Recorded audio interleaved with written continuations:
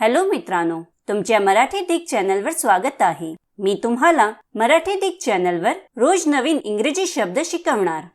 तर चला वेळ न घालवता आजच्या व्हिडिओमध्ये शिकूया इंग्रजी शब्द। फायर, फायरचा मराठी तर आग, अग्नी, ज्वाला, जाळ, शेकोटी, दहन, आग लावणे किंवा पेटवणे होत आहे। फायरला आपण वाक्यात प्रयोग करून बघूया। पहिला वाक्य आहे The fire alarm went off in the building.